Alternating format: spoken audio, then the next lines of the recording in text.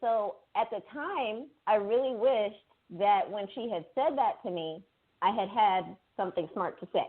But I was so shocked and hurt and sort of appalled by her asking me this when I'm trying to actually pay for the items that I didn't have anything to say. So that was a time when I wished I had said something. Yes. Okay. So do you think that if you would have said something that it would have, like, how do you think that things would have changed if you would have said something? I would have felt better. I would have felt a lot better. Okay, so you don't think it would have changed anything with the turn of events? You just personally would have felt better? Well, I mean, I think maybe I would have made her think twice about her asking people that for no reason, in the future, because clearly it was prejudicial. She didn't ask the two women who were in front of me. One of them was a Caucasian woman and the other one was Asian, but she only asked me, and I was the only black woman there. So there was a reason why she asked me that, right?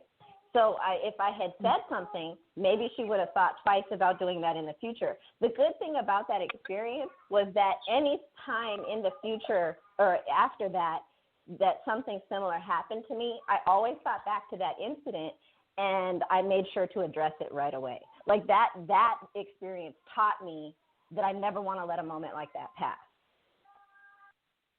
Okay. And I can see that we all have a moment where we wish we could go back and say something to someone and tell them how we really felt. So I can understand that. And let me ask you another same question. Has there ever been a scenario where you wish that you would have said something and took action? Chanel, you still there? Hello? Sorry, I couldn't make out what you said. Say it one more time.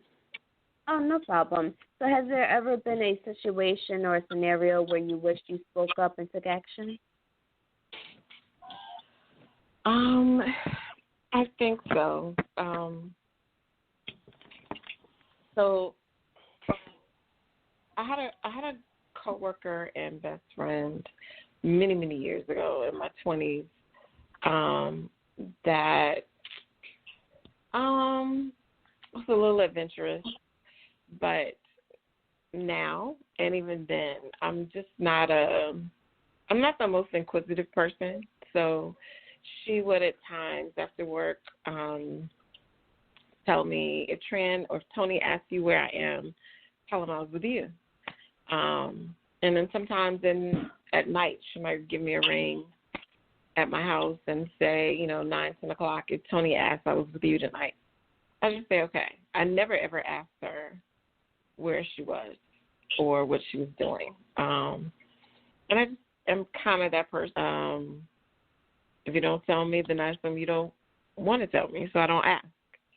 So come to find out, maybe the following year, she had been having an affair with another guy at our job.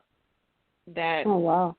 That Tony knew, we all knew. We've been out to dinner with him. We've been at his parents' home for the holidays. And the front was that she was trying to connect the guy with me, but I wasn't interested. So I never really knew that there was anything happening between the two of them. I knew that she was flirty, but she was flirty with everybody. So I get a call several months after from another coworker before I could get out of bed, and he says, "Are you sitting down?" I said, "I'm laying down." It's a Saturday morning, and he said, "Maria's been murdered. Her husband killed her and killed himself." And that was like one of the hardest things that I could ever process. It's still almost like a dream now. Like, what difference would it have made if I had asked her, "What are you doing?" Had I known what she was doing, I would have stopped her. It was just literally like watching a television show.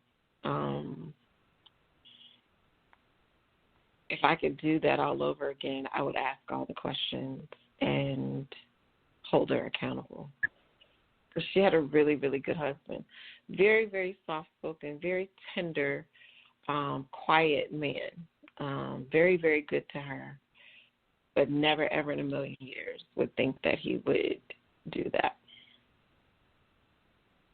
Okay. And yeah, I can imagine that most of us in that scenario wouldn't imagine that being the end result. And I apologize that you had to go through that. Yeah, that was tough. And I'm gonna ask I'm gonna ask Kat the same question. Has there ever been a scenario where you wish that you spoke up and took action? Oh my gosh, I think there has been a few, but there was a time when I said with my circle of friends before, I used to give my 2 cents all the time, but after all I've gone through betrayals, I stopped doing that. So there was a time when I would just hear my girlfriends talk about one of our friends, and she would do small things that she didn't think was wrong, but for the girls, you know how girls have the tendency of gossiping and saying things behind their backs, and the thing is they just kept constantly talking about her, every single thing. One girl, it started from one girl gets annoyed of my friend, and the reason why I say one girl is because these girls aren't even my friends anymore. And so they would say one thing, and then all of a sudden, how it can be, it turns out being a chain reaction where all the girls don't like that same girl.